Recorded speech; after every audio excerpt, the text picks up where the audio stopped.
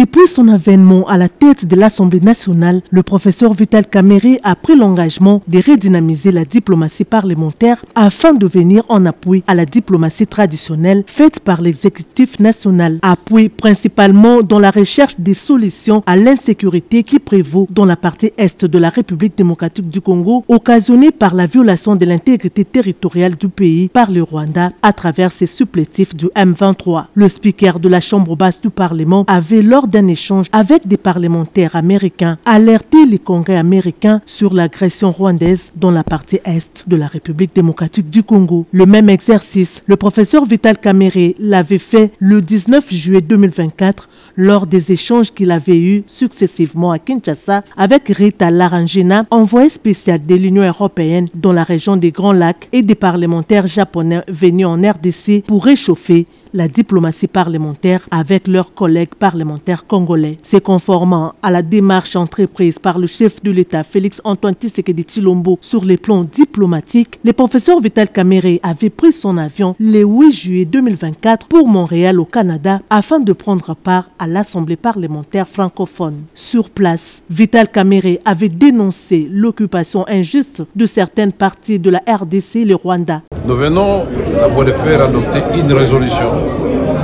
au niveau de l'Assemblée parlementaire de la francophonie qui condamne l'agression, l'invasion, la violation de l'intégrité territoriale de la ville démocratique du Congo et sa souveraineté. Cette même résolution met en exergue et condamne les morts,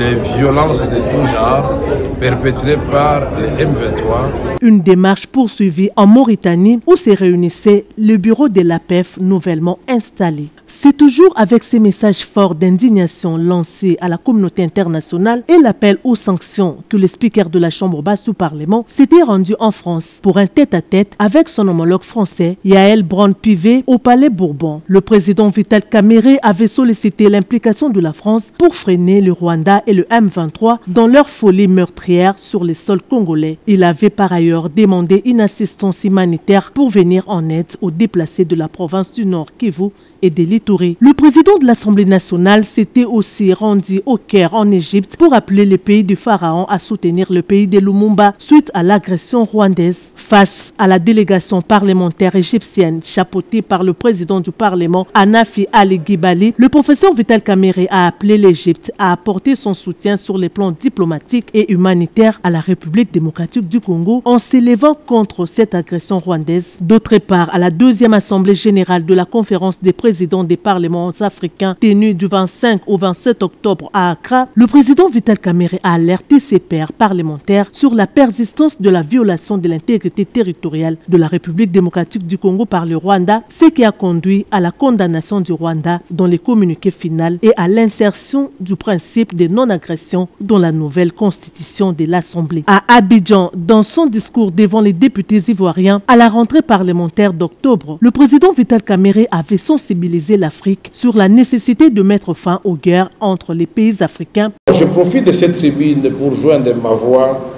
à celle du peuple congolais et de son président Félix Antoine Tshisekedi Tshilombo pour non seulement dénoncer ces drames, mais aussi pour en appeler à la solidarité africaine en vue de faire triompher l'idéal de la paix et de la prospérité partagée. Un soutien de taille obtenu par le président de l'Assemblée nationale Vital Kamerhe en faveur de la République démocratique du Congo est également celui du Royaume du Maroc, témoigné par son homologue Rachid Talbi Alami en marge de la réunion des présidents des parlements africains atlantiques tenue à Rabat le 6 février 2025. Cette réunion de haut niveau était une occasion pour le président Vital Kamerhe d'appeler les pays d'Afrique à rompre les silences face aux atrocités que le Rwanda est en train de commettre en RDC, à Kinto, au Vietnam. À la réunion des membres du bureau de l'Assemblée parlementaire francophone, le président Vital Kamerhe avait profité de cette tribune pour sensibiliser les parlementaires européens et asiatiques sur la question sécuritaire dans la partie est de la République démocratique du Congo. Nous sommes tous et toutes les soldats de la nation. Aimons notre pays et renouvelons tous ensemble le serment de ne jamais trahir le Congo. Dans cette voie pacifique que nous avons choisi à la demande du commandant suprême. Mais je termine en disant: qui veut la paix prépare